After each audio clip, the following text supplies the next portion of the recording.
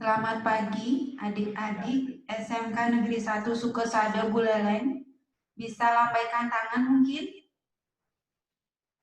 Biar kakak tahu ya, udah siap apa belum?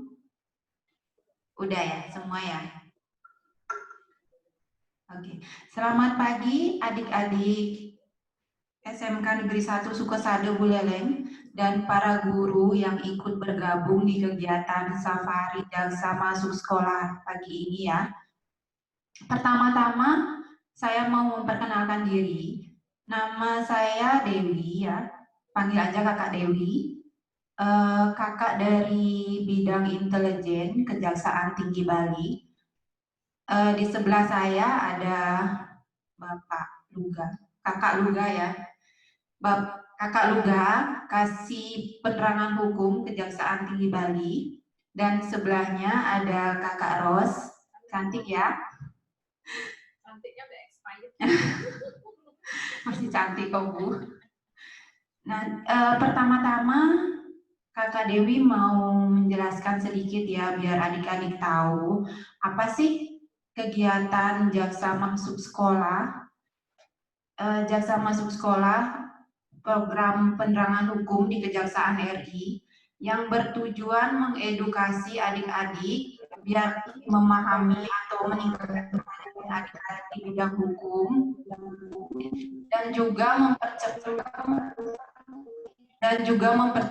mempercepat penyampaian informasi dalam bidang hukum kepada adik-adik khususnya, dan juga sebagai sarana preventif atau pencegahan dalam bidang penegakan hukum oleh kejaksaan. Kegiatan ini terselenggara atas kerjasama Kejaksaan Tinggi Bali, Dinas Pendidikan, Kepemudaan dan Olahraga Provinsi Bali, dan juga Bank BNI 46.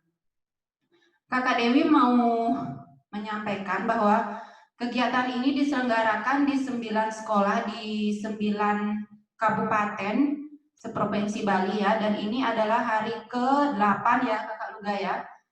Sebelumnya kita sudah mengadakan di SMA Negeri 7 Denpasar, SMA Negeri 2 Abian Semal, SMA Negeri 1 Tabanan, SMA Negeri 1 Ubud, SMA Negeri 1 Semarapura, SMA Negeri 1 Bangli, dan SMA Negeri 2 Amlapura Karangasem. Sebelumnya Kakak Dewi mau menyampaikan biar adik-adik lebih semangat ya pagi ini. Jadi sebelum penyampaian materi, Kakak Dewi mau memberitahu adik-adik nih, ada beberapa hadiah nih untuk adik-adik biar lebih semangat mendengarkan materi dan lebih aktif bertanya nanti ya. Kita ada 3 buah tabungan ya, 3 buah tabungan dari Bank BNI, masing-masing senilai Rp100.000 ya. Terus ada 5 buah merchandise dari Bank BNI juga, dan 3 buah merchandise dari Kejaksaan Tinggi Bali.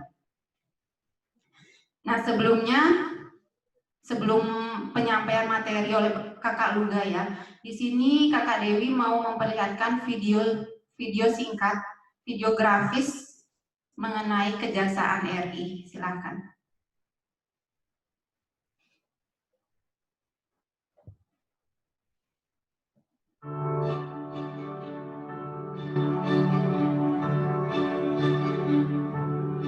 Tahukah Anda bahwa kita sebagai warga negara Indonesia memiliki hak dan kewajiban yang sama dalam hukum? Hal ini tercantum dalam Undang-Undang Dasar Negara Republik Indonesia tahun 1945 pasal 27 ayat 1. Ini berarti setiap warga negara Indonesia berhak mendapatkan perlindungan hukum, sekaligus memiliki kewajiban untuk menghargai dan mematuhi hukum yang berlaku di Indonesia. Banyaknya pelanggaran hukum yang terjadi di negara kita memberikan gambaran bahwa supremasi hukum belum dicapai. Untuk itu, setiap warga negara Indonesia harus melek hukum. Dengan mengenal hukum, kita tahu apa saja hak dan kewajiban kita dalam hukum, sehingga kita bisa menghindari terjadinya pelanggaran hukum. Bagaimana jalannya proses hukum di Indonesia? Bicara proses hukum, kita akan berpikir tentang persidangan. Dalam persidangan kasus pidana, ada 5 pihak, yaitu hakim, jaksa, pengacara, terdakwa, serta saksi-saksi. Masing-masing memiliki peran berbeda. Fokus kita kali ini adalah jaksa, atau sering juga disebut sebagai penuntut umum. Berdasarkan Kitab Undang-Undang Hukum Acara Pidana, penuntut umum adalah jaksa yang diberi wewenang oleh undang-undang untuk melakukan penuntutan dan melaksanakan putusan hakim. Dengan demikian, dalam proses persidangan, jaksa mewakili kita sebagai warga negara untuk memperoleh kepastian hukum. Undang-Undang Nomor 16 Tahun 2004 mengatakan bahwa Kejaksaan Republik Indonesia adalah lembaga negara yang melaksanakan kekuasaan negara, khususnya di bidang penuntutan, pelaksanaan putusan hakim, serta kewenangan lain berdasarkan undang-undang. Sebagai penuntut umum, jaksa wajib menyiapkan tuntutan sesuai fakta dan peraturan yang berlaku sehingga menjadi dasar pertimbangan yang kuat bagi hakim untuk memutus. Sebagai contoh, dalam sebuah kasus pencurian, korban melapor pada polisi. Polisi akan memeriksa laporan tersebut dan menyerahkan berkas pemeriksaan kepada jaksa. Selanjutnya, jaksa harus memeriksa berkas dari kepolisian sebagai bahan penuntutan. Apabila berkas yang diterima tidak lengkap, maka jaksa mengembalikan kepada polisi untuk dilengkapi. Setelah lengkap, jaksa dapat melakukan penuntutan di persidangan. Proses hukum ini dijalankan untuk memastikan kasus yang disidangkan benar-benar telah melalui proses hukum yang layak sesuai undang-undang. Kejaksaan sebagai salah satu lembaga penegak hukum juga dituntut untuk berperan dalam menegakkan supremasi hukum dengan memberikan perlindungan kepentingan umum, menegakkan hak asasi manusia, serta memberantas korupsi, kolusi, dan nepotisme atau KKN. Kejaksaan Republik Indonesia juga harus melaksanakan fungsi, tugas, dan wewenangnya secara merdeka terlepas dari pengaruh kekuasaan apapun. Dalam melaksanakan tugas dan tanggung jawabnya, kejaksaan membutuhkan dukungan kita semua. Dukungan seperti apa? Mengenali hukum untuk menghindarkan hukuman adalah salah satu dukungan yang bisa kita berikan sebagai bentuk pencegahan kejahatan.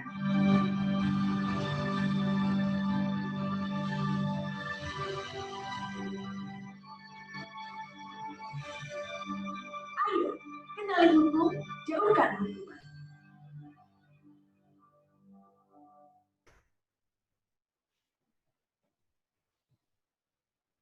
Sekian ya video grafis Kejaksaan RI. Selanjutnya kita dengarkan materi dari Kakak Luga ya tentang kekerasan di media sosial. Silakan Kakak Luga. Baik, terima kasih Kak Dewi atas pengantarnya. Selamat pagi teman-teman, saya bisa menyapa melalui lambaian tangan ya. Ya, terima kasih, saya sangat senang hari ini di hari ke-8 kami melaksanakan Safari Jaksa Masa Sekolah, kami bisa bertemu dengan teman-teman kami di Kabupaten Buleleng, ya, Kabupaten Buleleng, dan yang terpilih mewakili Kabupaten Buleleng mengikuti kegiatan Safari Jaksa Masa Sekolah adalah SMK 1 Sukasade Buleleng. Ya, selamat kepada teman-teman. Seperti tadi dibilang oleh Kak Dewi, kami di sini juga bersama Bank BNI, ada Kakak Ros di sini yang nanti akan membagikan ya hadiah-hadiah berupa merchandise dan ada 3 tabungan. Jadi harapan kami adik-adik ya materi yang kami coba sajikan ini dengan menarik, ini bisa adik-adik simak dengan baik. Tapi pada prinsipnya intinya bukan pada merchandise maupun tabungannya, tapi kami ingin memperkenalkan sebuah hukum supaya adik-adik bisa jauh dari sebuah hukuman. Ya, kenali hukum, jauhkan hukuman. Kak Dewi tadi sudah mengantarkan kita dengan judul kekerasan di media sosial.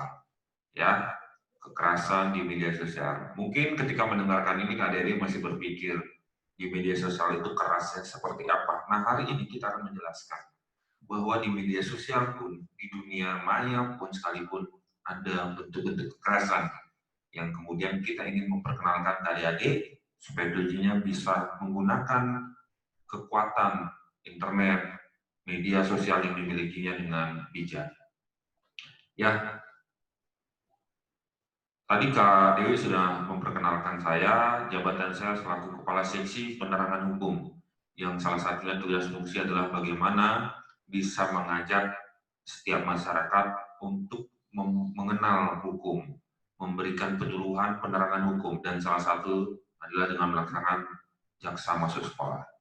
Ini sedikit biografi dari kakak, ya, asli dari Sumatera, Bengkulu, kemudian besar kecil di Bali, kuliah di Jogja, penerimaan pegawai Jogja, kemudian Tabanan, Denpasar, Merauke, lalu ke Nusa Penida, dan 2019 hingga dengan sekarang ada di Kejaksaan Tinggi Bali. Ya, kita masuk ke materi kita ya, kekerasan di media sosial. Nah, kakak ingin menggambarkannya sebagai sebuah logo atau gambar roti kongguan. Ini ya, adik-adik bisa perhatikan ini ya. Saya yakin roti ini adalah roti yang biasa ada di sekitar adik-adik, roti yang sudah sangat legendaris ya.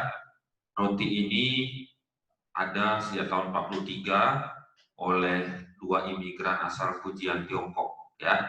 Dan itu menjadi terkenal hingga dengan sekarang. Ya, hampir di mana itu ada ya.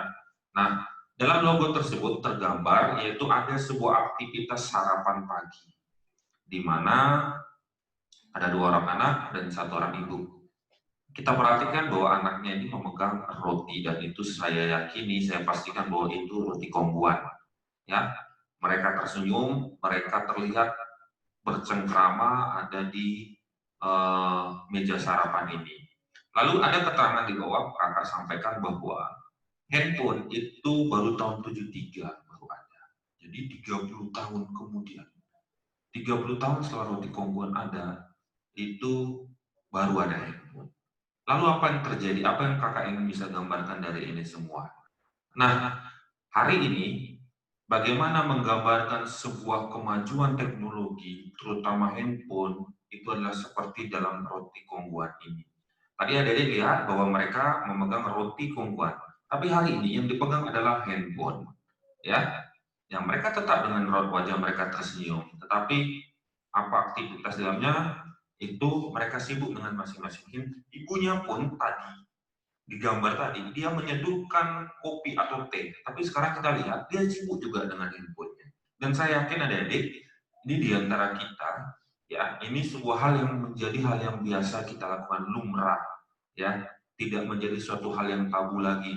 Dulu mungkin orang-orang tua kita saatnya makan ya harus makan, ya harus tertib, nggak boleh bersuara, ya nggak boleh sampai ada yang tumpah gitu. Nah saat ini hal yang mungkin di sekitar adik-adik sering nih, tanpa kita sadari kita lakukan.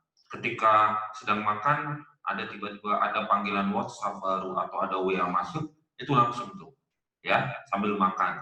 Karena itulah berkat Tuhan kita diberikan dua tangan. Jadi tangan satu untuk menggunakan untuk makan, tangan kiri kita gunakan untuk menggunakan menikmati teknologi. Nah, inilah sebuah penggambaran dari bagaimana kemajuan teknologi. Nah, ini hanya penggambaran ya.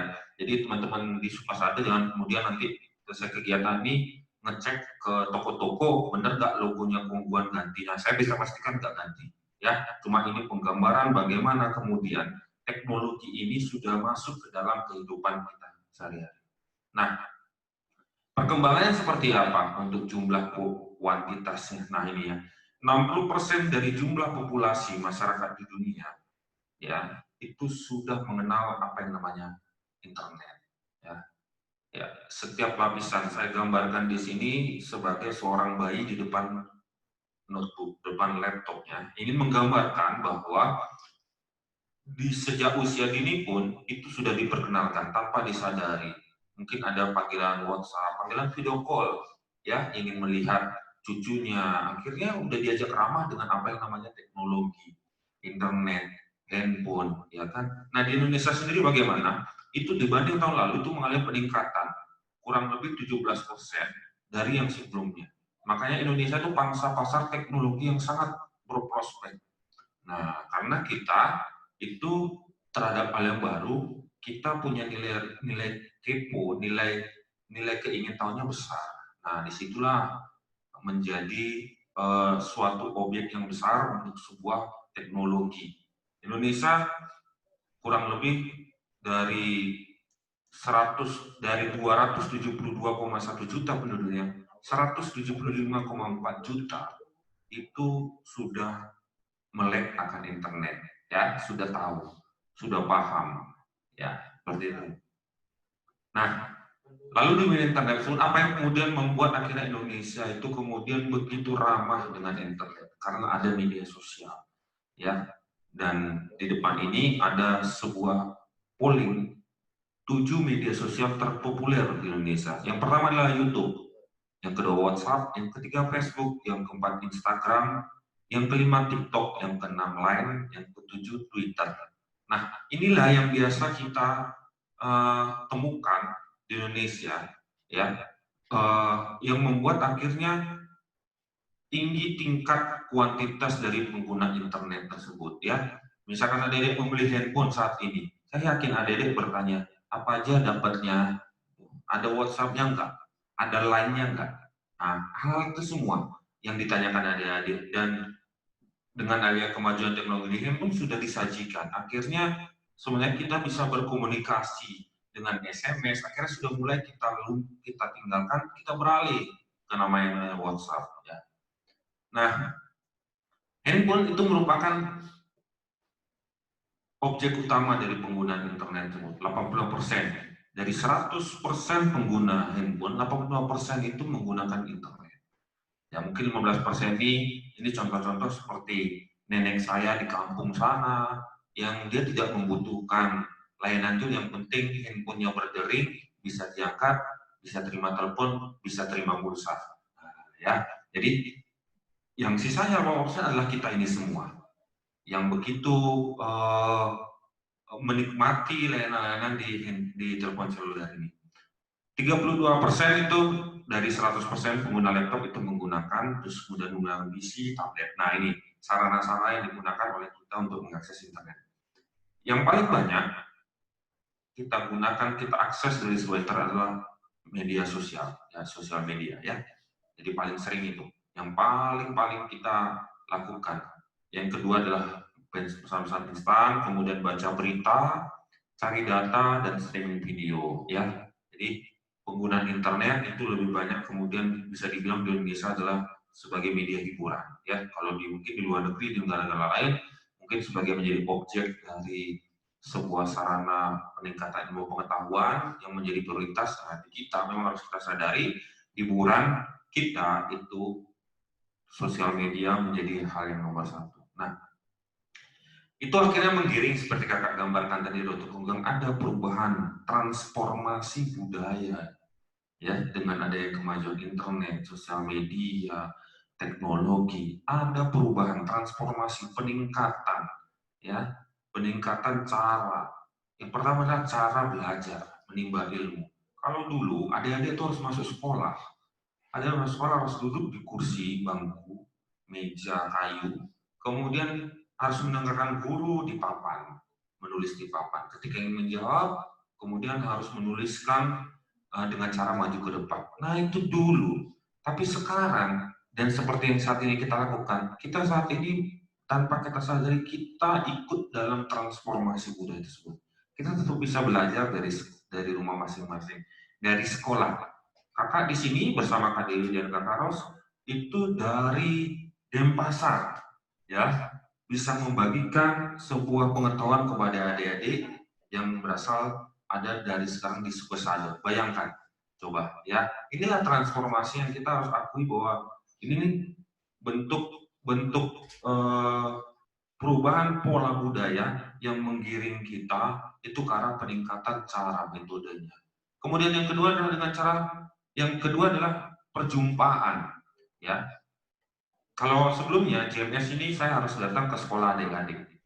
Nah, tapi karena ada pandemi COVID seperti ini, kemudian dari dinas juga memfasilitasi, akhirnya kita tidak perlu berjumpa langsung, namun bisa saling mengenal, bisa saling melihat. Adik-adik bisa tahu yang namanya Kak Luga mana.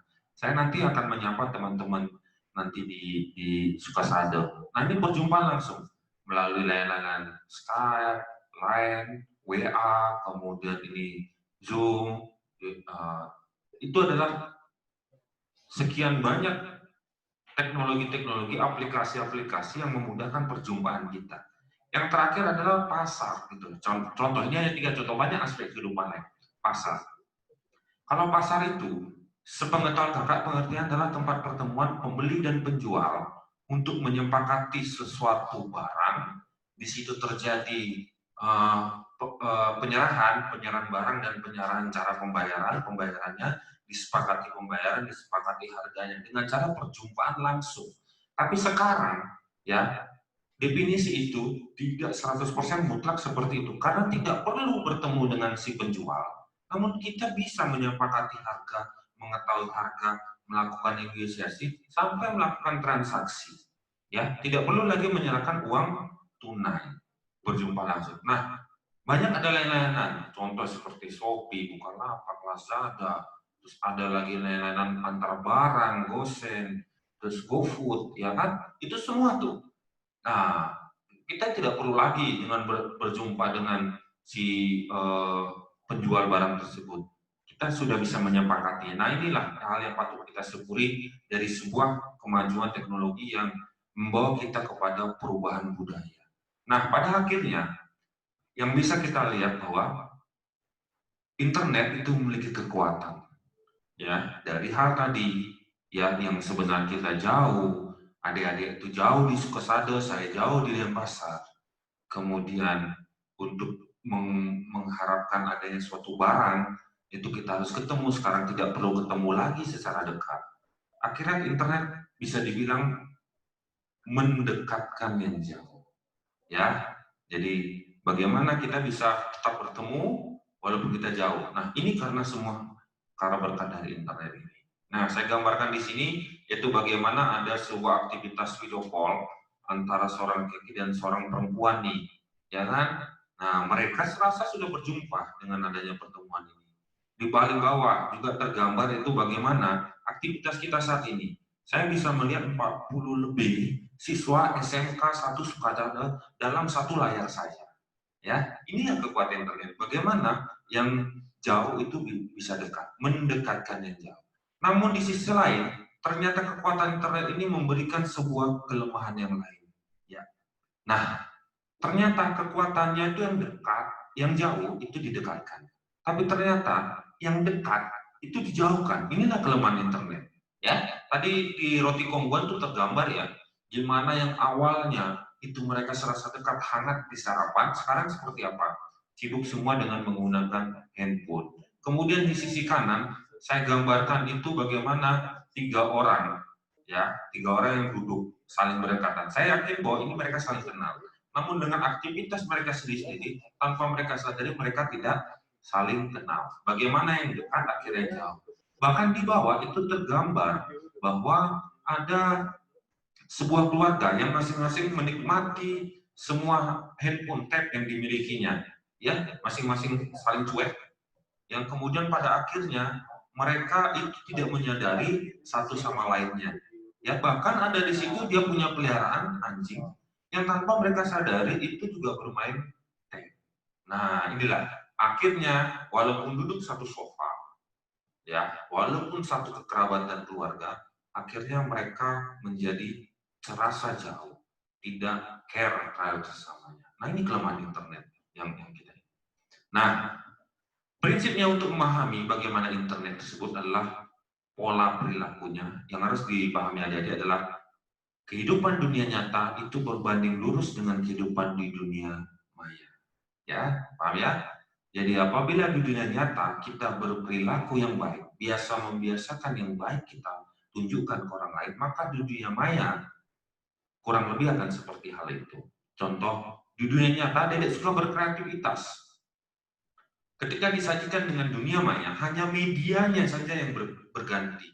Perilaku Dedek tetap, yaitu suka kreativitas. Akhirnya apa? Menikmati layanan melukis yang ada di internet, ya kan? Kemudian bisa mengirimkan hasil gambarnya secara meluas dengan menggunakan internet. Ketika adik-adik di dunia nyata, itu menunjukkan kepedulian yang besar kepada teman-teman.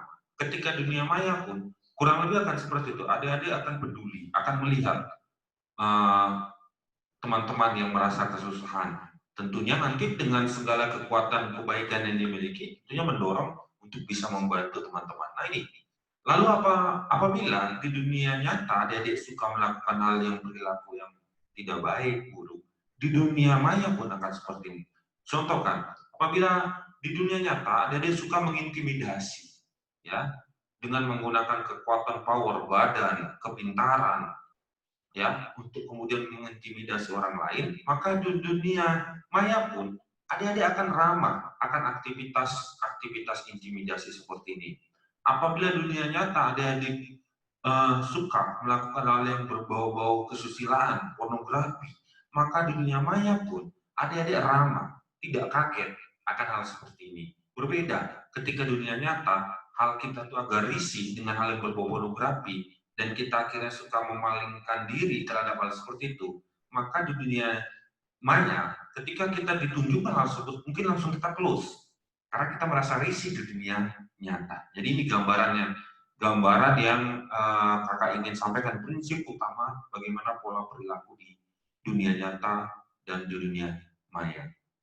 Nah, pada akhirnya kita masuk kepada bahaya. Nah, ini pada akhirnya ini menjadi gambaran adik-adik, ternyata di dunia maya, internet, media sosial, itu ada bahaya-bahaya yang menuju kepada kekerasan. Nah, yang pertama adalah cyberbullying yang nanti akan kita sama-sama kita bicarakan, kakak akan bagikan pengetahuannya. Lalu ada cyber fraud. Cyber fraud ini seperti penipuan ya. Jadi dia mengeluarkan kata-kata yang tidak benar supaya orang tergerak sesuatu yang pada akhirnya itu merujuk pada sebuah manipulasi keuntungan yang diharapkan oleh dia, ekonomis ya. Contoh banyak seperti kemarin tuh waktu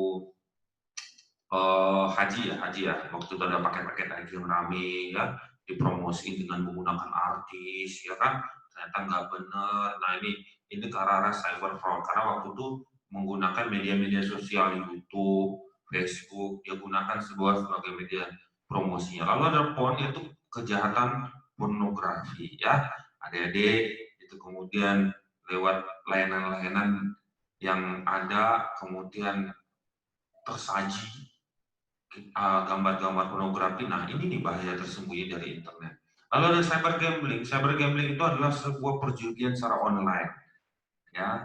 Jadi kalau dulu yang namanya perjudian itu harus kita bertemu langsung, apapun tuh, main kartu, main adu ayam, apapun itu kita harus bertemu langsung ya, apalagi ketemu bandarnya harus dicari tuh bandarnya yang mana, jangan sampai kabur, jangan sampai nggak jelas. Tapi sekarang nggak perlu ketemu bandarnya, nggak perlu, kita bisa menikmati, nggak perlu kemudian kita harus ada di setiap keramaian ya yang ada tajennya, nggak perlu ada tajian online seperti itu, banyak. Nah itu ada cyber gambling. Lalu cyber stalking ini adalah sebuah aktivitas mengintai, mengikuti, ya, mengintai, mengikuti aktivitas seseorang yang tujuannya pada akhirnya untuk melakukan penculikan. Nah, ya. Dan yang pertama yang hari ini kita akan bahas itu mengenai cyberbullying. Nah, kakak ingin menggambarkan cyberbullying melalui sebuah gambar ini terlebih dahulu. Inilah gambaran seorang korban cyberbullying ya, gambarannya. Yaitu bagaimana ada seorang remaja tanggung yang dia menangis melihat ke arah laptop. Apa yang dilihatnya yaitu kata-kata yang tidak baik yang diterimanya melalui media sosial yang diterima. Ya, kita lihat bagaimana dia berdaya air mata. Ya, dia menerima sebuah omongan, sebuah olok-olok dalam waktu yang sama seperti ini ya. Jadi ini adalah gambaran bagaimana korban, apa sih psikologisnya seorang korban. Lalu dengan gambaran dari sisi korban itu kita kemudian bisa merujuk apa itu cyberbullying. Nah, cyberbullying ini sering digambarkan sebagai sebuah bentuk kekerasan. Jadi kalau di pengertian di hukum, kekerasan itu tidak berujung pada makna luka, ya, tidak berujung pada makna luka. Tapi kekerasan ini adalah perasaan tidak nyaman. Inilah yang dimaksud dengan cyberbullying, adalah kekerasan di media sosial yang dilakukan oleh anak dan pelakunya anak. Kekerasan tersebut berupa intimidasi, yaitu dengan cara mengejek, menghina, mengolok-olok, mempermalukan dengan menggunakan media internet. Ya, tergambar di sini yaitu bagaimana orang bahkan tidak berani melihat semua media sosial yang dimiliki, tidak berani melihat layar dari PC-nya, dikarenakan dia seperti menerima sebuah jari telunjuk yang diarahkan kepadanya yang keluar dari layar itu. Ya, seperti inilah beratnya seorang korban cyberbullying, ya. Dia menerima hinaan, cacian, tujuannya mempermalukan dia semua. Lalu kalau apabila salah satu di antaranya itu bukan anak, itu bukan cyberbullying namanya, melainkan cyber harassment, ya.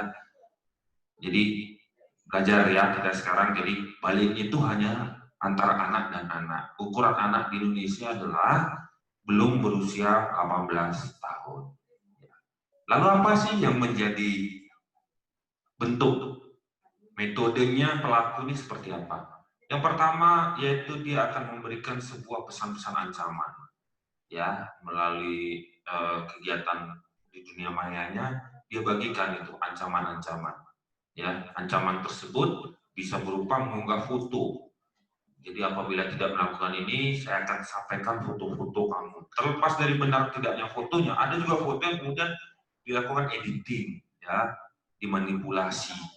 Nah, tujuannya ingin mempermalukan, padahal belum tentu itu kemudian itu foto itu bukan foto yang benar atau yang foto yang sudah dimanipulasi. Nah, kemudian juga menyebar fitnah, ya. Jadi dia membuat akun-akun, membuat situs-situs web yang kemudian mengarah kepada sebuah fitnah. Nah, lalu mengolok-olok korban, jelas ya, seperti tadi itu diolok-olok tuh di semua. Dia bilang gemuk, dia bilang kurus, dia bilang buruk rupa. Nah, itu semua kata-kata ini. Nah, yang paling terakhir adalah dengan cara itu, yaitu mereka menggunakan metode, yaitu menggunakan akun jejaring sosial orang lain, kemudian untuk mengintimidasi korbannya.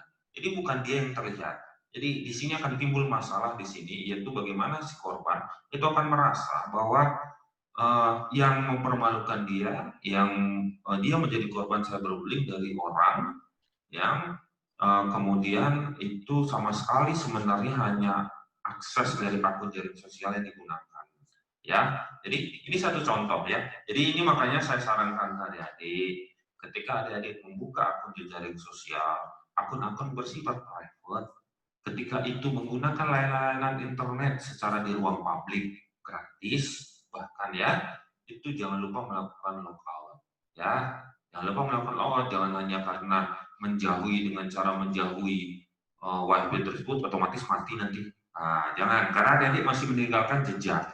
Ketika adik-adik tergabung di sebuah layanan publik, adik-adik berani membuka pagar rumahnya untuk dimasuki orang. Ya, itu gambarannya. Ketika adik-adik ingin orang-orang tersebut keluar dari pekarangan rumah adik, bukan dengan cara adik itu pergi, tapi ada dengan cara menutup gerbang rumah tersebut. Itu gambarannya. Nah, ketika ini terbuka, makanya ada banyak hacker, data-data pribadi dipakai, ya, disalahgunakan seperti metode yang terakhir ini. Ya, terutama akun-akun perbankan, ya. Saya sarankan ke adik-adik, kemudian lebih baiklah kalau memang kita mau menikmati layanan perbankan yang ada di handphone kita, di laptop kita, di email kita, gunakanlah layanan internet pribadi, gunakan modem, atau gunakan paket handphone sendiri. Jadi lebih aman, safety. Karena ketika adik-adik membuka layanan publik, maka ini akan bisa terbuka, bisa dihack.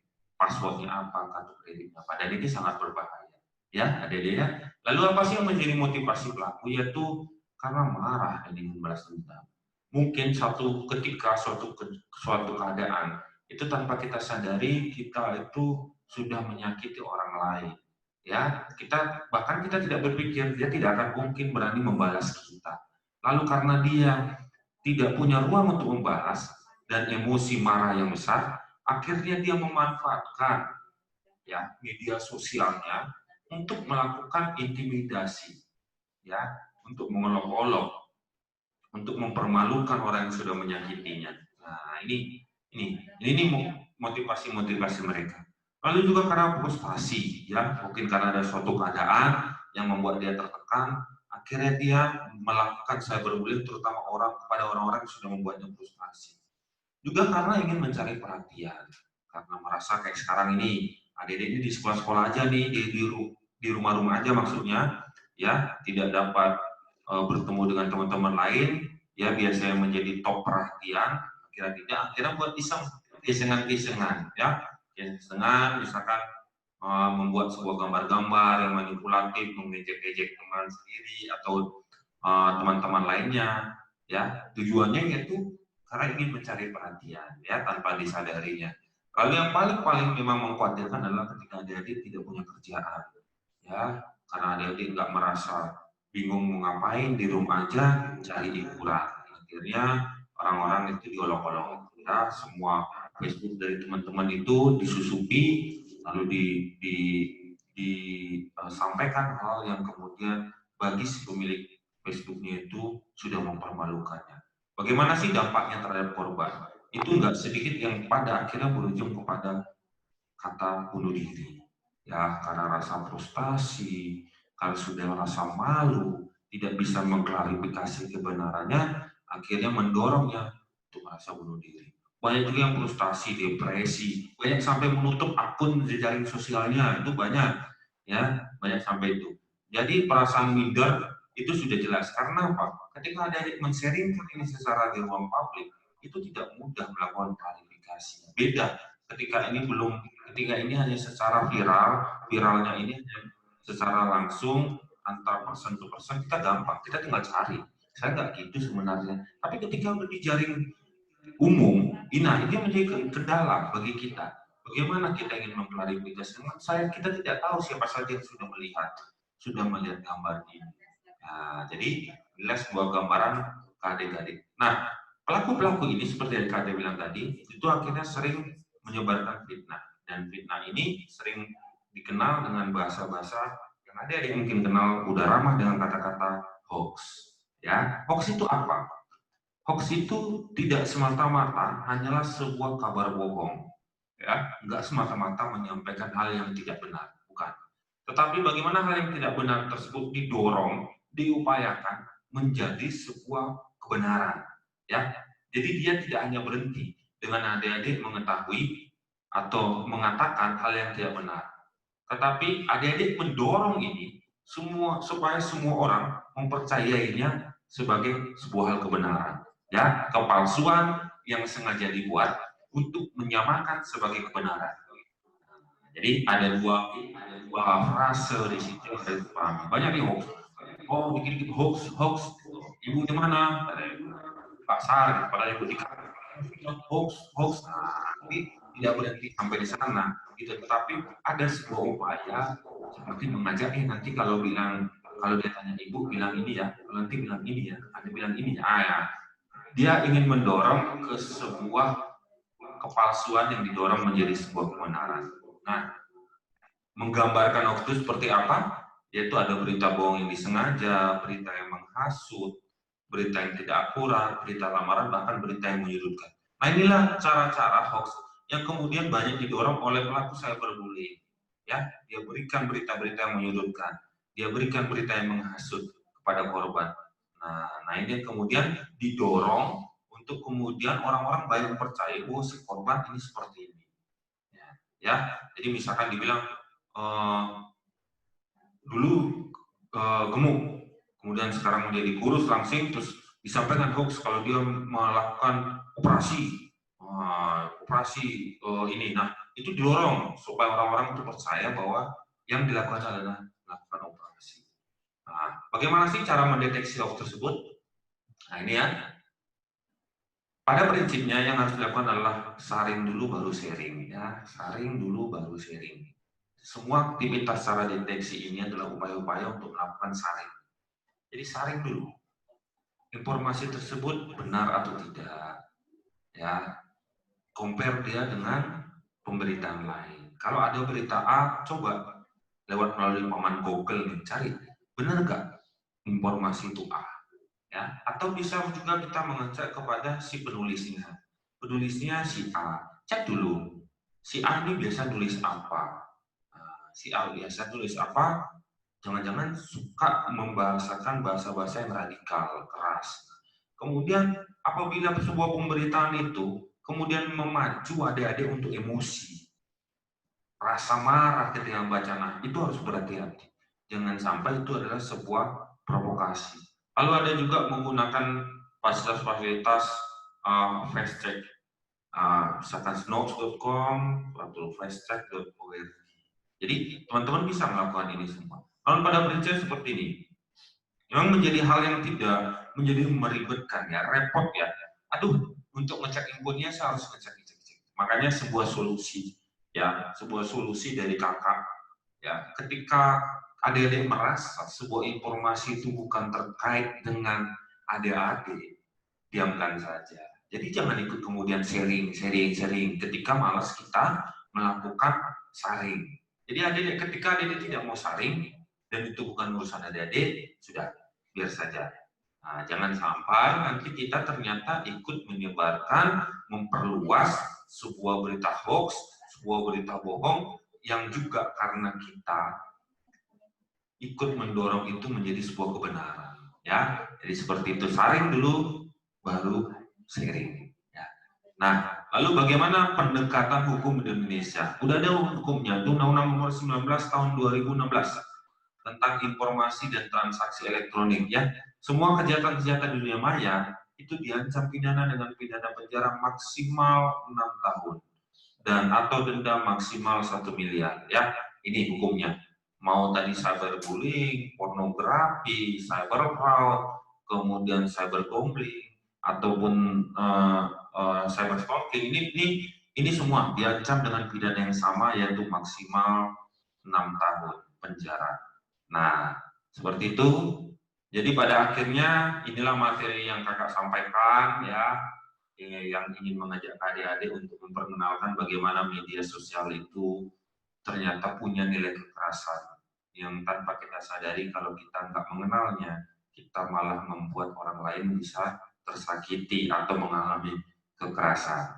Seperti itu yang bisa kakak sampaikan pada kesempatan kali ini ya. Jadi nanti setelah ini ada sedikit pengantar dari Bang Benji, kakak Ima ya. Nanti kakak Ima akan sedikit menyampaikan tentang BNI ya. Nah, nanti setelah itu saya akan menyapa adik-adik, kita akan membagikan hadiah-hadiah yang pertanyaannya tidak jauh dari apa yang kakak sampaikan maupun kak Ima sampaikan maupun kak Dewi tadi sampaikan ya. Jadi tolong adik-adik diperhatikan dengan seksama. Dan selanjutnya kesempatan saya berikan kepada kakak Ima untuk menyampaikan sedikit pengetahuan tentang taplus anak ya. Taplus anak dan taplus muda. Nah, saya yang ikut bagian taplus muda ini yang masih masuk. Ya, saya akan. Baik, selamat pagi adik-adik semuanya. Pagi. Kak Ima akan menjelaskan sedikit tentang produk dari BNI ya, yang sekiranya nanti sesuai sama kebutuhan adik-adik untuk pembukaan rekeningnya. Namun sebelumnya kita akan menyaksikan dulu video dari Bank BNI. Nanti disimak dengan baik. Nanti Kak Ima akan memberikan beberapa pertanyaan. Itu untuk pertanyaannya akan mendapatkan hadiah. Ya, silakan disimak untuk videonya.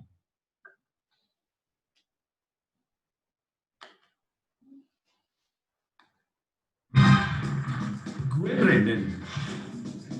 Gue dan kedua teman gue punya geng, namanya Geng Gile. Ini Nico si traveler, anaknya nggak ribet, semua harus mobile. Nah, kalau ini Indri, si pejuang konten, yang selalu pengen eksis. Kita kompak banget, mulai dari nongkrong sampai buka tabungan. Nico pilih BNI Mobile Banking biar simple. Kalau Indri di BNI Sony, cukup 3 menit langsung aktif. Nico selalu belanja online demi travelingnya. Indri harus ada di semua acara. Bayarnya pakai BNI.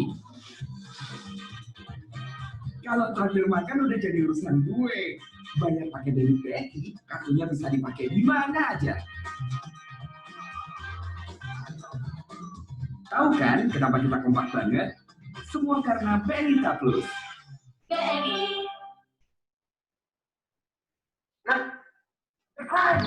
Ada nggak sih hal yang lebih simpel tanpa harus dikejar deadline?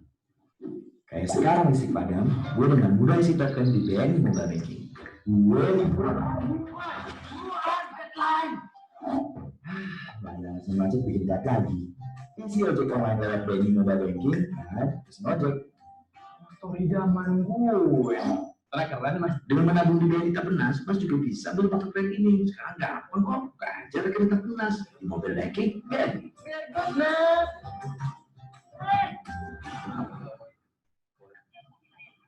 Ya, pulsa lagi. Wah, BNI Mobile Banking super komplit. Bisa wujudin apapun yang menjadi keinginan. Iya, kayaknya aku bisa ngasih kamu diskon 50%. Punya kain cantik gak perlu perhitungan. Nah, terima deh bukti transferannya. Semua urusan jadi simpel. Juga sekedar dari smartphone tanpa kebal.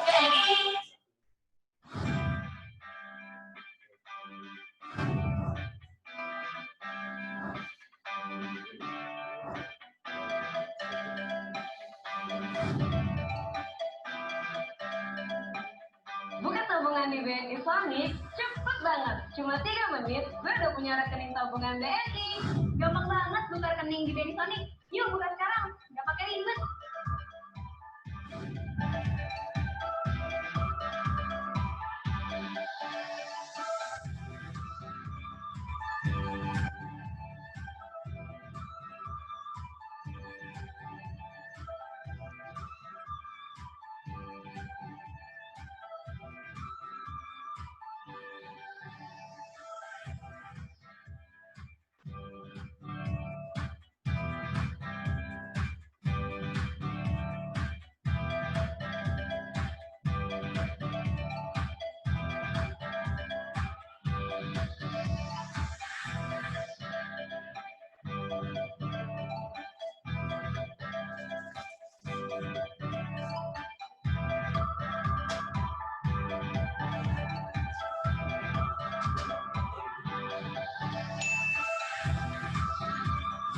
Cantik banget cuy.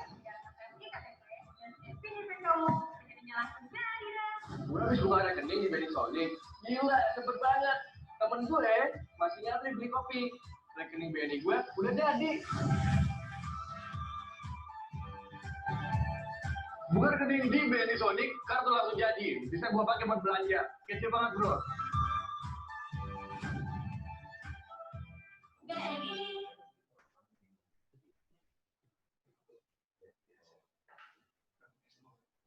Oke, baik. Udah disaksikan ya untuk videonya dari Bank BNI.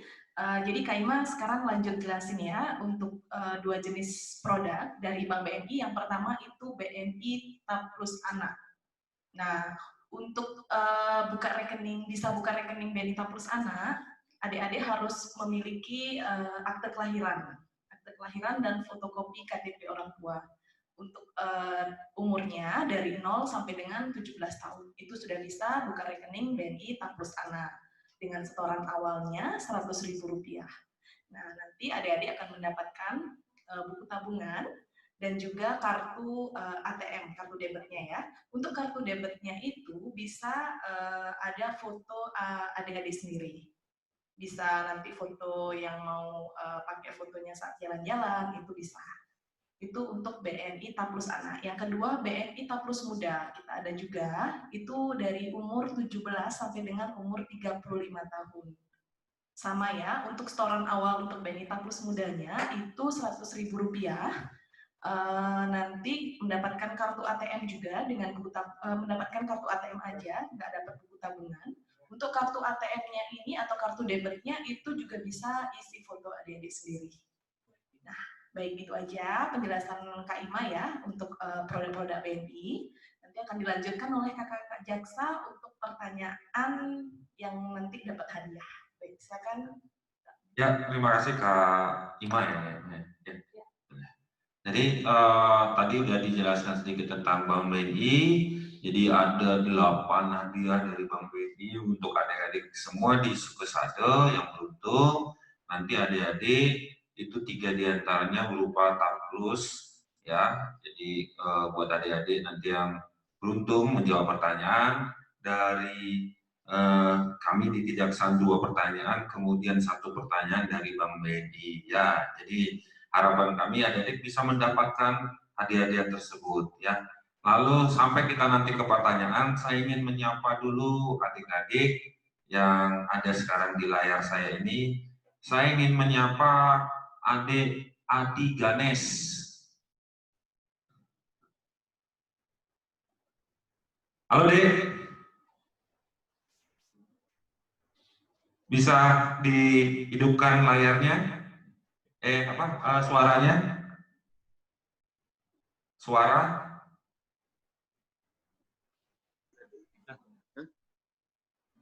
Belum. Ya? Halo Bapak. Halo Pak, selamat pagi. Halo ya, selamat pagi ya. Sama ya. Walaupun di Bali Utara tapi tetap pagi ya sekarang ya. Ya. Jadi adik-adik ini mengikuti kegiatan ini dari sekolah? Iya, Pak. Dari sekolah ya. Bisa perkenalkan diri adik dari nama lengkap berikut dari kelas berapa? Perkenalkan, nama saya Ika Ade Adi Ganes Warmadewa. Saya dari kelas 11 Seni Rupa 3. Ika Ade Adi Ganes Warmadewa. Ya, kelas 11 Seni Rupa 3. Seni Lukis. Seni Rupa 2 ya? 3. Oh, 3. Wah, ini berarti itu melukis ya? Melukis ya, Dek? Iya, Pak. Wah, luar biasa. Ya, Dek ya. Jadi tadi kakak menarik melihat adik itu sering menulis. Nah, makanya jadi kakak ingin nanya, tadi nulis itu nulis catatan ini atau nulis-nulis seni rupanya itu? Jadi makanya kakak langsung, mata kakak tuh terlihat pada kameranya Adi Ganes. Gitu, ya. Meringkas yang tadi, Pak. Oh iya, luar biasa. Kalau kayak gitu adik pernah dapat merchandise deh. Ya, adik dapat merchandise dari kami ya. Ya, jadi selamat buat adik. Ya, tetap semangat belajarnya walaupun di masa ini, walaupun kita nggak bisa bertemu langsung dengan Adi Ganes Warmadewa. Mudah-mudahan kita ketemu, bisa dibuatkan lukisan buat wajah kakak kan. Jadi dibuat begitu editing dikit apa-apa biar ganteng ya. Jadi selamat adik, kakak berikan merchandise dari Kejaksaan Tinggi Bali atau BNI. Nanti datanya sudah kami sampaikan, nanti kami akan sampaikan melalui Kejaksaan Negeri Beleng untuk diantarkan ke sekolah. Ya, jadi nanti kami akan kasih data. Terima kasih, Pak. Warmadewa kelas 3 Seni Rupa 3, kelas 11, maaf, kelas 11 ya. Kelas 11 ya. Selamat ya, Adi Ganes ya. Nah, yang berikutnya akan disapa yaitu oleh Kak Dewi. Silakan Kak Dewi ya.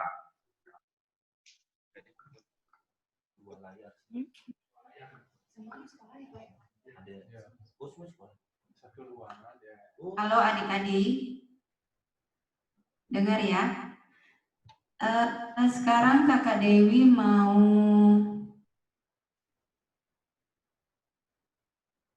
siapa ya? Siapa ya? Ade Erna Adelia ya? X itu kelas ya? Kelas ya? Enggak ya? Emma ya? Ade Emma Adelia. Halo. Halo, adik Emma. Halo, selamat Dengar ya?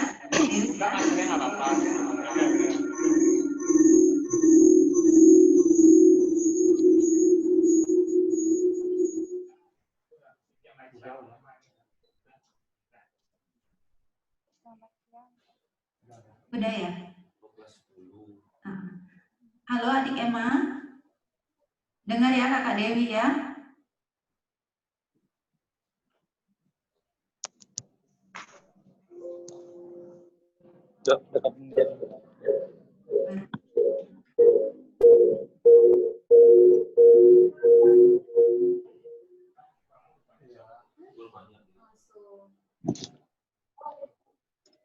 Halo?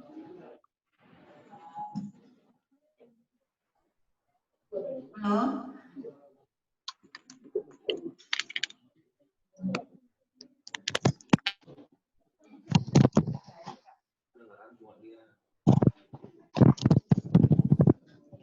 Halo adik Emma?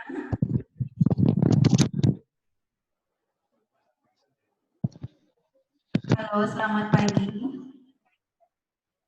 Halo, selamat siang. Oh, selamat siang ya. Ini jam berapa? Belum jam 12 ya. Udah selamat siang. Adik Emma, Kakak Dewi mau ini dong, mau dengar. Adik Emma kelas berapa ya? Kelas 10 ya? Kelas 10. Oh, kelas 10. Itu kelas 10 ya. Nama lengkapnya siapa ya? Kadema Adelia Sari. Adik Emma? Made Emma? Adelia Sari. Adelia Sari. Ini semua dari sekolah ya? Online semua ya? Ya, Bu. Ya. Satu ruangan atau beda ruangan? Satu ruangan. Satu ruangan semua. Kakak Dewi mau tahu adik Emma gimana selama pembelajaran online? Ada kegiatan di sekolah nggak selama pandemi? Nggak ada ya?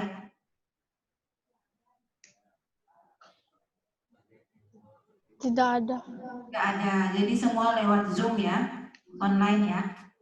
Ya, selamat ya adik Emma mendapatkan satu buah merchandise ya dari kita ya. Makasih, Kak. Ya, selamat. Ya, jadi udah 2 merchandise nih ya, baik buat tadi Adik Ganes ya, Warma Dewa dan Kak Emma. Jadi seperti Kak bilang tadi, datanya nanti kita akan titipkan melalui Kejaksaan Negeri Buleleng. Nah, ada lagi satu sapaan nih sekarang dari Kak Ima ya, silakan Kak menyapa satu orang siswa. Ayo.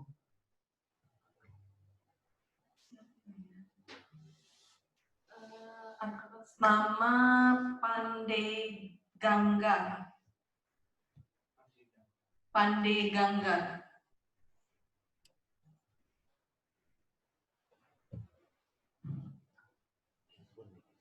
Halo, adik. Kenapa nangis, Dek? Halo, adik Pandey. Sapaannya siapa ya, Dek? Belum dimut. Dimatiin dulu, ini dihidupkan dulu suara. Nah, udah. Halo, pagi. Halo, adik Pandey. Ya, nama lengkapnya siapa? Pandey Ketut Gangga Budi Permatasari. Panggilannya Pandey. Panggilannya Pandey. Baik, adik Pandey, Ya. kelas berapa? Apa, Kak? Kelas berapa? Kelas 11, Multimedia 1. Pandey Ketut, nama lengkapnya deh, diulang lagi deh. Pandey Ketut Ketut Gangga Gangga Budi Permatasari. Budi Permatasari. Ya. Baik, selamat ya Dek mendapatkan satu merchandise ya dari Kejaksaan dan Bank BNI. Ya, jadi terima kasih dari kalimat tadi sudah menyapa 3 orang ya sebagai perwakilan dari teman-teman untuk menerima merchandise dari Kejaksaan Tinggi Bali atau Bank BNI. Jadi masih tetap bisa mengikuti taplus ya, masih bisa mengikuti taplusnya. Nah, karena sekarang kakak mau membagikan satu taplusnya dulu.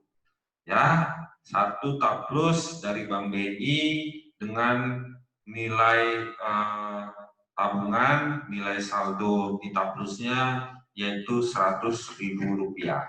Nah, pertanyaan kakak ya, bagi yang bisa menjawab nih ya, ketikkan kata jaksa.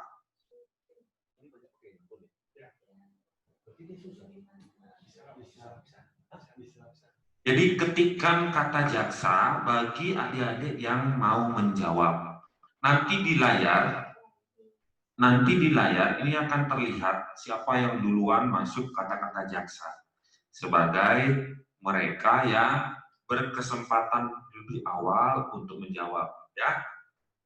Kata jaksa, JAKSA, jaksa, ya. Nah, pertanyaan kakak.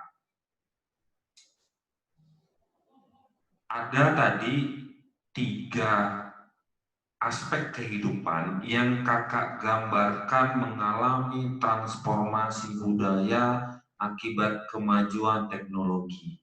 Nah, adik-adik siapa yang bisa menjelaskan 2 saja dari 3 aspek tersebut? Apa yang mengalami perubahan pola di masyarakat? Tadi kakak menjabarkan 3 hal, 2 saja. Apa sih yang terjadi dengan adanya kemajuan internet dengan budaya kita ini? Ayo.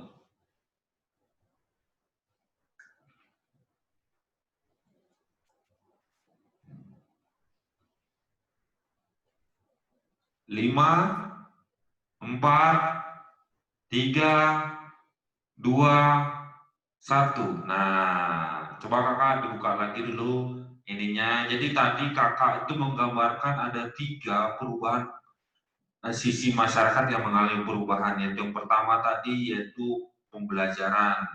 Ya, jadi dulu harus secara tradisional, sekarang bisa secara daring, berjumpa langsung, terus melakukan tatap muka dalam pembelian itu harus langsung, ya, seperti ini ya. Jadi itu tadi yang kakak tadi contohkan. Nah, berarti kita ganti pertanyaannya, namun tetap apabila yang bisa menjawab, tolong adik-adik ketikkan kata jaksa, ketikkan kata jaksa. Nah, pertanyaannya, apa yang dimaksud dengan cyberbullying? Apa yang dimaksud dengan cyberbullying? Ya, adik Sukmadian. Sukmadiana, sorry.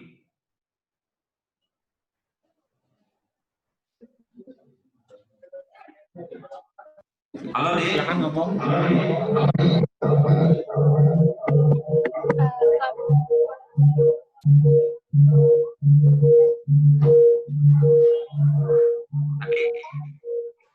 Sudah bisa? Ya.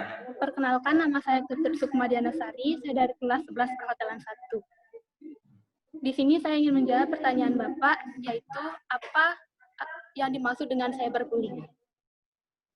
Cyberbullying merupakan kekerasan dilakukan di sosial media yang dilakukan oleh anak kepada anak yang biasanya melakukan kekerasan berupa kata-kata, penindasan, dan juga ancaman. Yang mana kekerasan itu dapat mempengaruhi mental anak tersebut. Sekian dari saya. Ya, jadi itulah cyberbullying, betul ya, adik Sukma Diana. Ya, jawabannya. Sukma, nama lengkapnya siapa? Tutut Sukmadiana Sari. Sari. Kelas? 11 Perhotelan 1. 11 Perhotelan 1. Ya, selamat adik Sukma ya. Ini kurang lebih yang dimaksud cyberbullying atau sebuah bentuk kekerasan betul, yaitu kemudian melakukan kekerasan di media sosial terhadap anak maupun pelakunya adalah anak. Ya, jadi cyberbullying itu seperti itu. Buat adik, tolong kirimkan foto akte kelahirannya, ya, akte kelahirannya ke nomor 08131 8285 303. Itu adalah nomor dari Kejaksaan Tinggi Bali yang nanti kakak akan sampaikan itu kepada pihak pembimbing. Lalu adik harus nanti akan nomor teleponnya untuk diklarifikasi dikonfirmasi oleh Bang Benny. Jadi tolong kirimkan foto akte kelahirannya atau sudah punya KTP ke 08131 8285 303, ya. Tolong nanti ini ya di Sisma ya. Ya. Nah, begitupun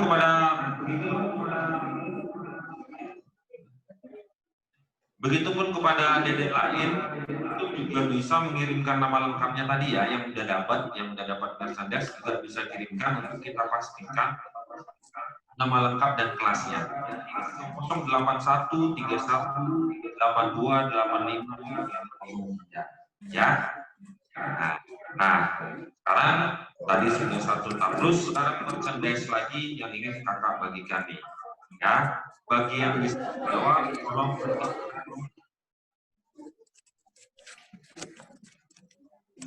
bisa dikirimkan ke bisa mengetikkan kata dinas.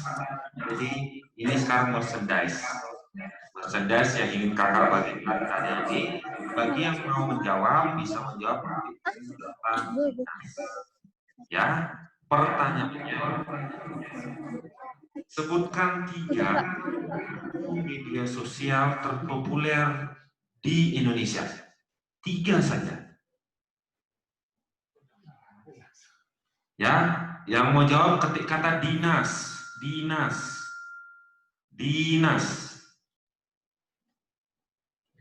Ya, gede Eka. Gede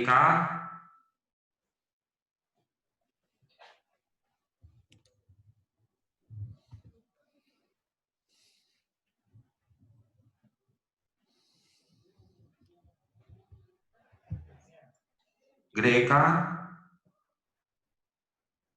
suaranya.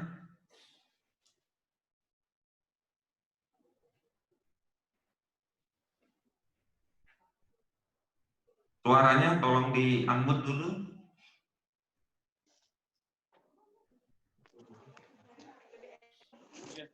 Ya.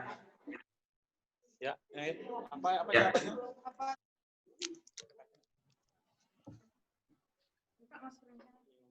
Pertanyaannya, sebutkan 3 dari 7 media sosial terpopuler di Indonesia.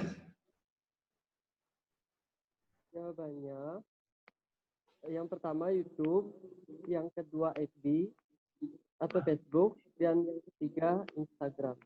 Ya, betul ya. 3 dari 7 media sosial. Selamat buat Gede Eka. Tolong nama lengkapnya, Dek. Nama lengkapnya. Nama lengkapnya siapa katanya? Nama lengkap saya Gede Eka Mahendra. Gede Eka Mahendra. Kelas berapa, Dek?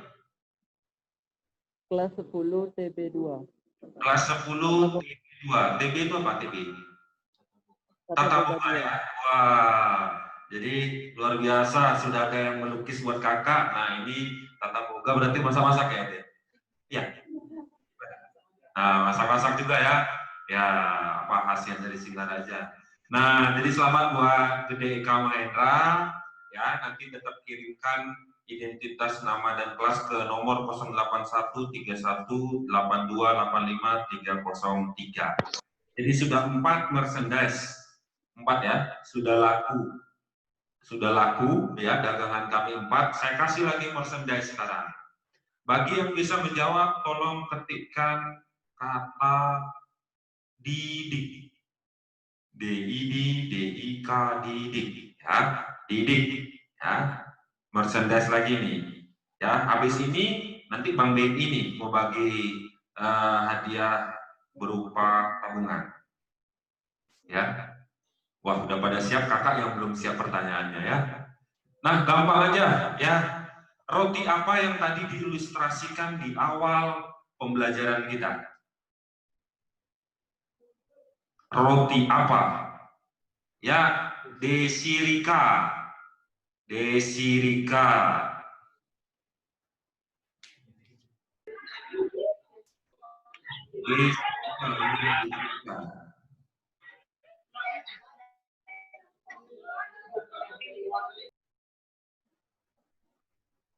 Halo.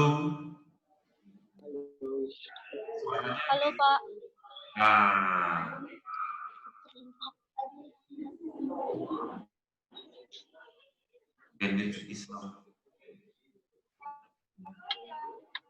Adik, bisa nama lengkapnya, Dek? Nama lengkapnya Lodesi Rikayanti. Desi Rikayanti ya. Dari kelas? 11 Multimedia 1. Kelas Multimedia 1.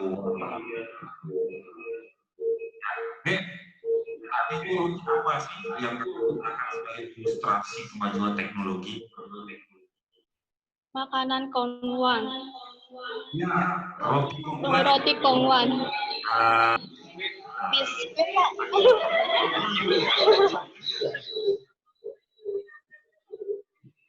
Biskuit Kongwan, Pak. Ya, sudah pernah makan ya? Udah pernah belum makan biskuit? Pernah. Nah, makanya kakak tadi sebut sebagai roti legendaris. Ya, roti turun-turun. Nah, yang jelas lambangnya begitu ya. Jadi selamat buat adik Desi Rika. Nanti untuk konfirmasi tolong tetap kirimkan ke 081 31 82 85 303 ya. Adik Desi Rika selamat ya. Sekarang kakak persilakan kepada Bank BNI untuk memberikan pertanyaan ke adik-adik. Apabila benar, hadiahnya adalah taplus Rp100.000. Silakan Kak. Baik, untuk pertanyaan dari Kak Ima nanti diketikkan BNI ya. Untuk pertanyaannya gampang aja. Apa kepanjangan dari BNI dan berapa untuk setoran awal pembukaan rekening taplus anak?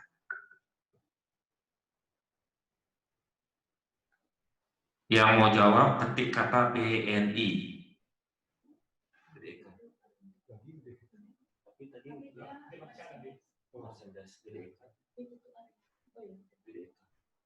Gede Eka. Wah, Gede Eka lagi nih. Boleh ya, karena tadi kan belum mendapat tabungan, hanya merchandise. Halo? Adik?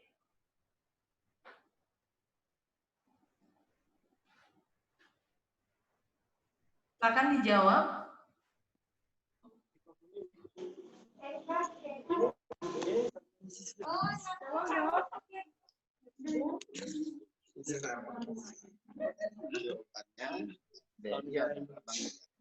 Jawabannya, BNI adalah Bank Menara Indonesia. Untuk setoran awal sebesar 100.000. Ya, baik, betul jawabannya ya. Nanti mendapatkan hadiah tabungan ya dari Bank BNI untuk taplus anaknya. Baik ya, terima kasih Kak Ima. Jadi sudah ada keluar dua tabungan. Jadi tabungan ini nanti itu adik-adik tidak perlu jauh-jauh ke Denpasar ya Kak ya. Nanti akan dikonfirmasi, ditelepon ke cabang terdekat. Jadi nanti WA-kan adik Gede Eka, tolong WA-kan foto akte kelahirannya ke 081 31 82 85 303. Nanti nomor teleponnya beserta foto aktenya akan dikirimkan ke Bank BNI. Nanti akan dikonfirmasi, dicari bank terdekat untuk kemudian dipermudah pelayanannya untuk mendapatkan taplus. Ya, nah udah berapa nih merchandise kita? 5 ya, masih ada 3 lagi. Nah, saya ajukan lagi satu pertanyaan. Nanti habis itu akan ada 2 penanya yang saya persilakan yang kemudian akan mendapatkan merchandise. Ya, nah, pertanyaan dari kakak. Sebutkan 2 saja cara untuk kita dapat menyaring sebuah pemberitaan yang kita duga hoax. Yang bisa jawab kata jaksa. 2 saja caranya. Desi Rika tadi merchandise ya. Wah, Desi Rika sudah tadi. Mungkin bisa dibocorin ke teman di sebelahnya. Hah? Belum ada? Ya, 2 saja. Bagaimana? Nah, Gede Eka tadi sudah. Gede Eka sudah semuanya dinikmati, jadi tidak bisa mengikuti lagi baik tabungan maupun merchandise ya Dek ya. Nah, coba yang lain dibagi ke temannya. Nah, bintang 11 perhotelan.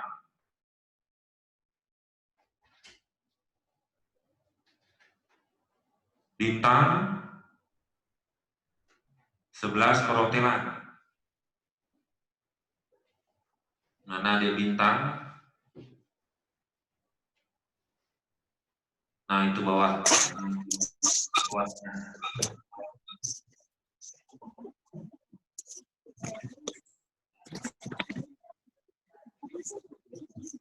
Halo.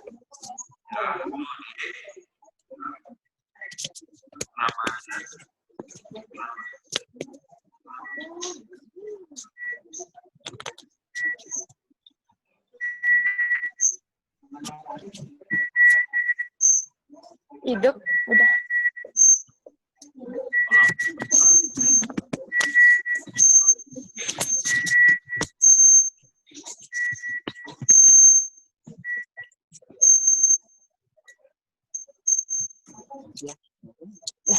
Perkenalkan diri. Baik, perkenalkan, nama saya Ketut Bintang Padmalita Utami. Ketut Bintang? Dari kelas 11 Perhotelan 1. Ketut Bintang siapa, Dek?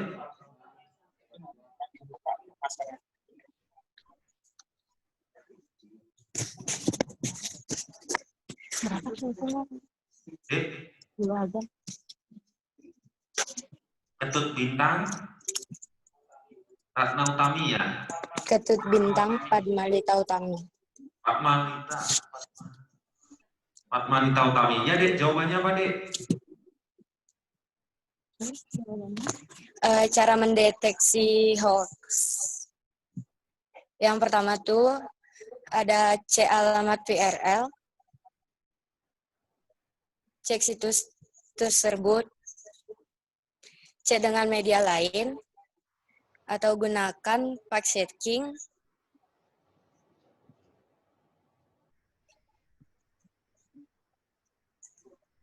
Ya, udah?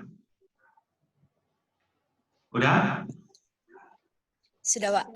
Sudah ya, selamat. Diminta 2 malah lebih tuh dijawab.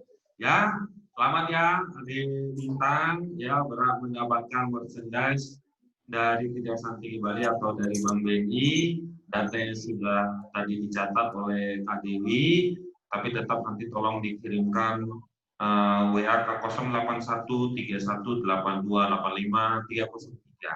Ya, sekali lagi buat teman-teman yang mendapatkan merchandise, kami akan menyampaikannya ke Kejaksaan Negeri Buleleng untuk nanti disampaikan ke SMK 1 Sukasade.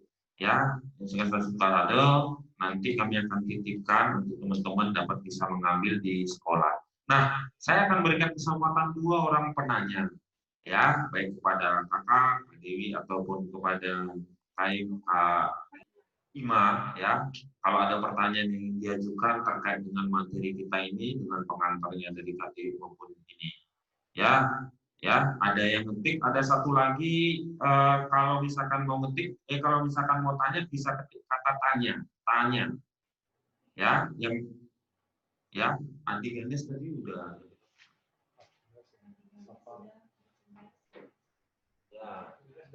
ya, Adi Ganes tadi sudah merchandise, tapi nanti kita akan jawab ya.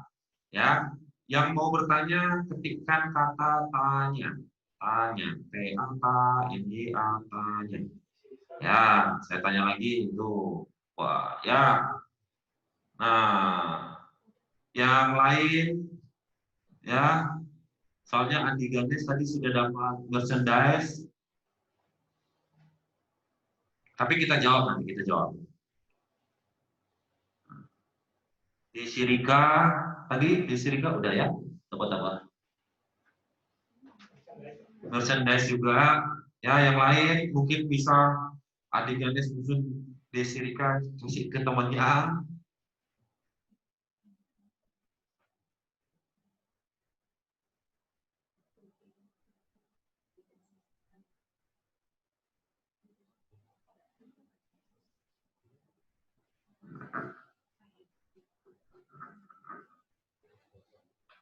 Ya, ada enggak? Kalau enggak nanti jadi merchandise-nya 2 ke adik Ganes dan Desi Rika nih. Ya, saya tunggu 5, 4, 3, 2, 1 ya. Jadi pertanyaan adik Ganes dan Desi Rika yang masuk ke kami. Nah, ini ada satu nih. Gusti Ayu Kadek Dian Radiasi. Ya. Ada lagi satu. Kebetulan.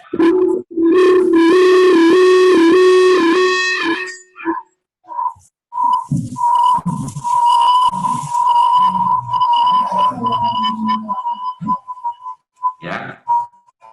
Gusti Ayu Kadek Dian Radiasi. Ya. Nah, lengkapnya itu Iya, ya. Pak. Kadek Dian Radiasi ya, nama lengkapnya ya. Iya, Pak. Ya, kelas berapa deh? Kelas 11 DKP 1. Kelas 11 DKP 1. Desain komunikasi visual. Desain komunikasi visual. BKP. Ya, desain komunikasi visual. Komunikasi visual. BKP visual ya. Baik deh, pertanyaannya udah masuk di kami. Bagaimana alur pelaporan hukum bagi kami yang mungkin saja mengalami kejahatan di dunia maya? Nah, itu begini. Ketika Dedek merasa menjadi korban dari sebuah kejahatan dunia maya, baik itu melalui pemberitaan hoax maupun juga melalui cyberbullying yang dialami adik-adik, selalu kedepankan apabila itu ternyata adalah teman sendiri, teman satu sekolah, lebih baik laporkan terlebih dahulu kepada pihak sekolah, ya. Jadi supaya kemudian siapa tahu dengan pendekatan yang dilakukan oleh pihak sekolah itu bisa dicegah masalah ini menjadi lebih meluas, ya. Yang jelas itu langkah pertama dulu. Lalu bagaimana kemudian? Karena apabila itu bukan pihak sekolah atau sekalipun satu sekolah tapi tidak bisa menyelesaikan. Nah, alurnya yaitu lapor ke kepolisian. Jadi di kepolisian sekarang ada yang namanya Subdirektorat Cyber. Jadi di sana jadi bisa laporkan. Jadi langkah-langkahnya dulu, kegiatan apa yang, aktivitas apa yang ada menjadi korban itu di-capture dulu, di-capture ya, di-capture.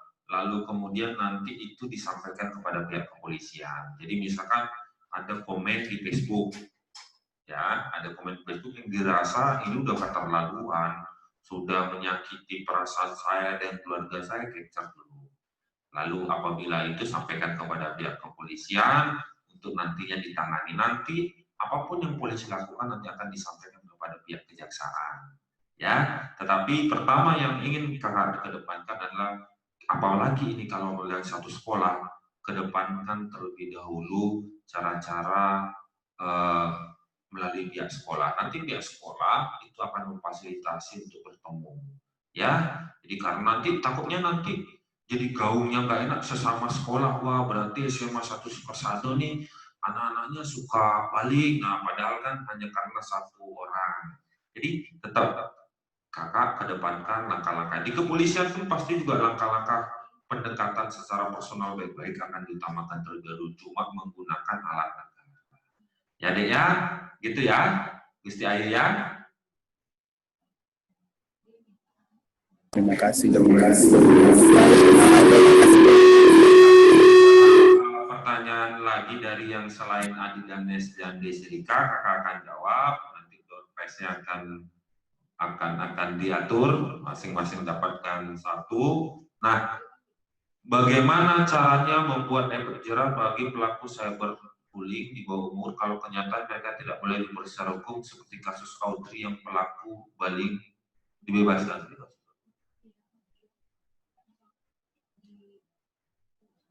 Coba Adi Ganes.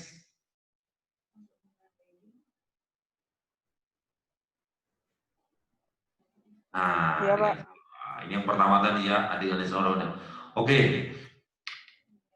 Pertanyaannya udah masuk, bagaimana cara membuat efek jerah bagi pelaku cyberbullying di bawah umur kalau kenyataannya mereka tidak boleh diproses secara hukum, seperti kasus Audrey yang pelaku balingnya dibebaskan. Nah, ini dikasih gambaran ke kakak nih ya, biar nggak salah ini, karena adik bawakan contoh case nih ke kita. Ceritain ke kita kasus Audrey itu apa?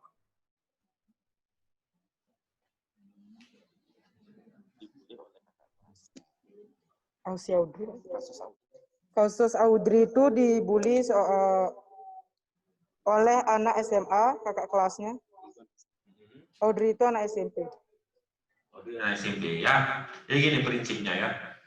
Prinsip utama dulu kakak perkenalkan. Di dalam aturan hukum kita, setiap mereka yang belum berusia 18 tahun, maka mereka disebut dengan anak. Nah, terhadap mereka yang di atas 12 sampai 18 tahun, apabila mereka melakukan kejahatan, maka mereka itu wajib mempertanggungjawabkan hukumannya. Nah, wajib mempertanggungjawabkan seperti apa? Ancaman pidananya tentu tidak sama dengan pelakunya dewasa. Jadi mereka diancam dengan pidana penjara setengah dari orang dewasa. Kalau tadi ancaman di peraturan kita itu adalah 6 tahun, maka mereka diancam dengan pidana penjara 3 tahun. Tapi penjara khusus bagi anak-anak bukanlah sebuah langkah yang dikedepankan. Ada pidana-pidana lain atau ada hukuman-hukuman lain yang dikedepankan. Yang pertama ada pengembalian kepada orang tua, ya, ada pengembalian kepada orang tua diminta membuat surat pernyataan kalau dia tidak akan mengulangi lagi dan bisa membina anaknya. Ada juga cara-cara tuh masuk ke lembaga panti rehabilitasi sosial, ya. Jadi dia wajib di situ masuk ke dalam sebuah yayasan, nanti dia dibina secara mentalnya di sana, ya. Apabila kemudian sudah berulang, barulah kemudian penjara merupakan upaya terakhir bagi pelaku ini. Nah, karena apa? Karena seluruh dunia, seluruh negara di dunia, dan termasuk juga Indonesia, itu sangat memegang prinsip perlindungan terhadap anak. Sekalipun anak itu kemudian dia bermasalah dengan hukum, berhadapan dengan hukum, tetapi anak itu tetap harus dijaga karena dia masih berkembang mentalnya, masih berkembangnya. Lalu bagaimana dengan kasus Audrey ini?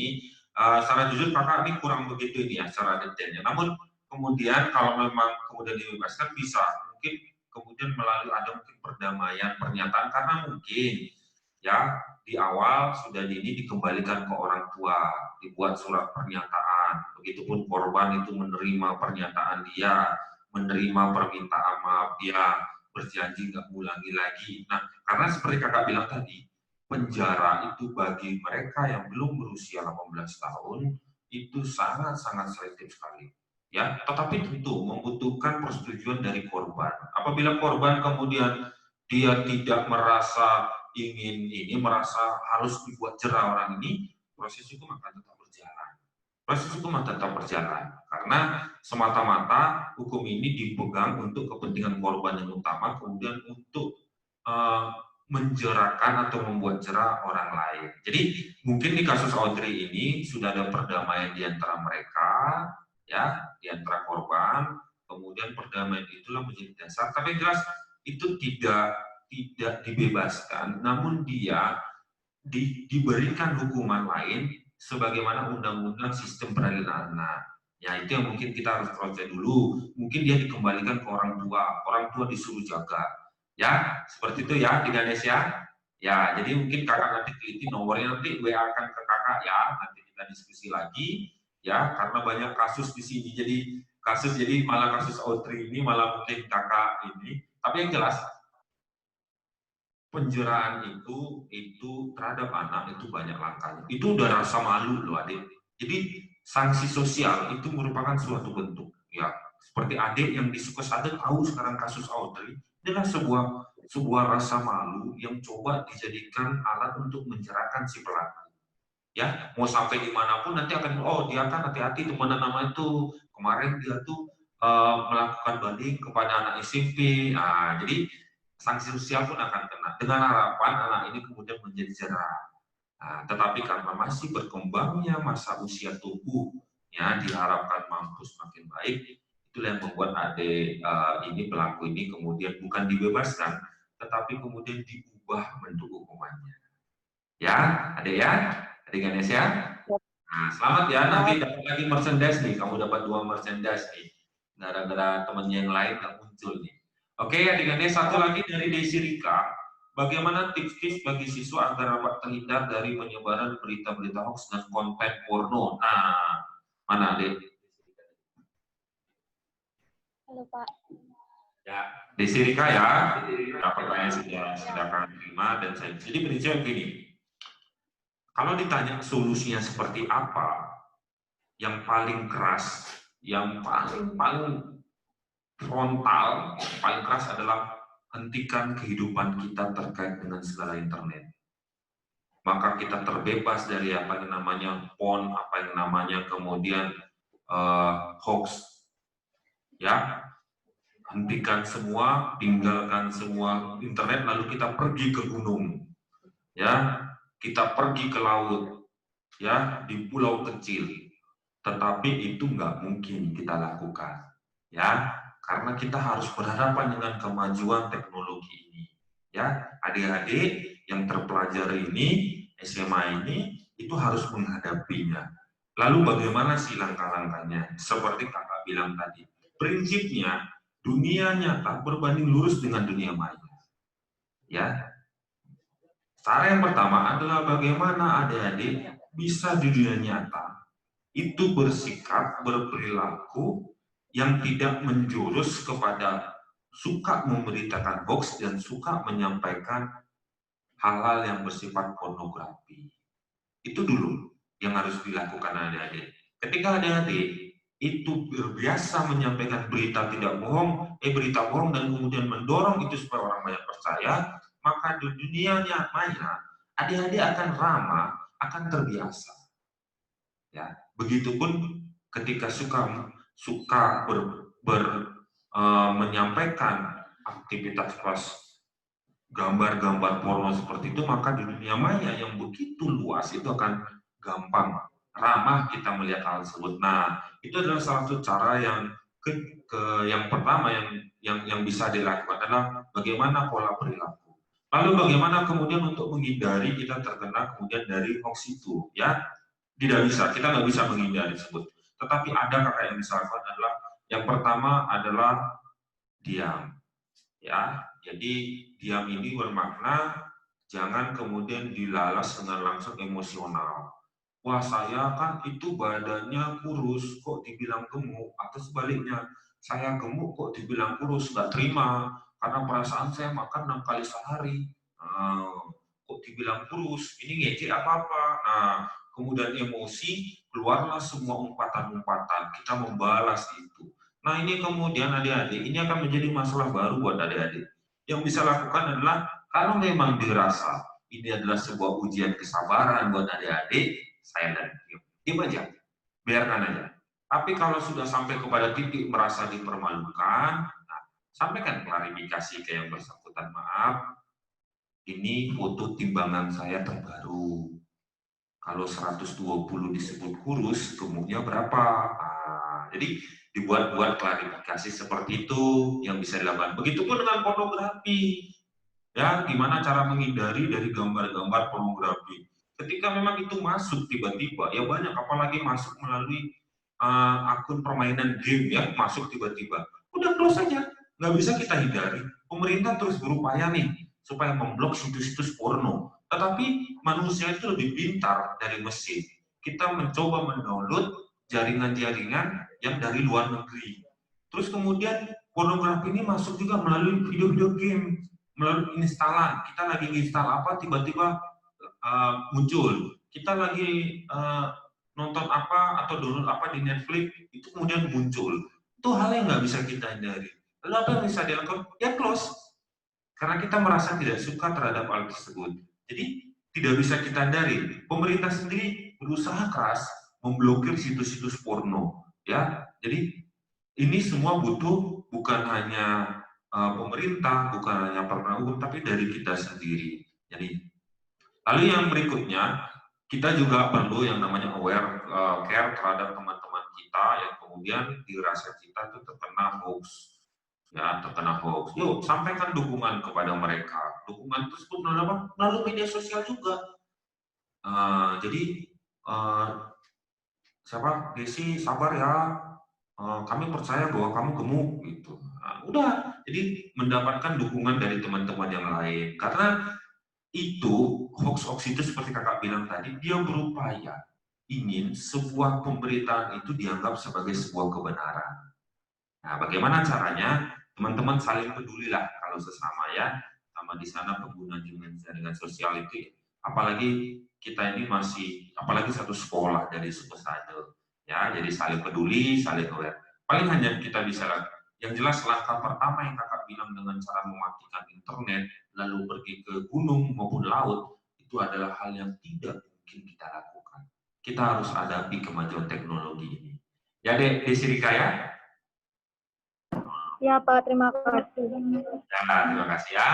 Jadi sudah merchandise sudah habis, lalu masih ada satu lagi door prize. Ya, door prize berupa tabungan Taplus ya. Ini tadi Desi Rika sama yang tadi Ganes. Jadi dapat dua-dua. Ya. Jadi satu lagi nih sebagai penutup buat kita. Ya, jadi bagi yang bisa menjawab ketikkan kata jaksa. Ketikkan kata jaksa bagi yang bisa menjawab. Ya, gampang aja. Ya, kata jaksa. Berapa ancaman pidana penjara bagi pelaku cyberbullying di Undang-Undang Indonesia?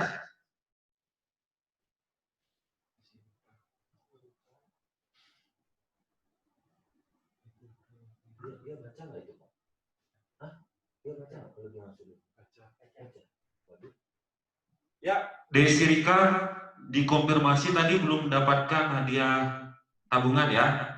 Ya, Desi Rika bisa dijawab pertama kali yang masuk.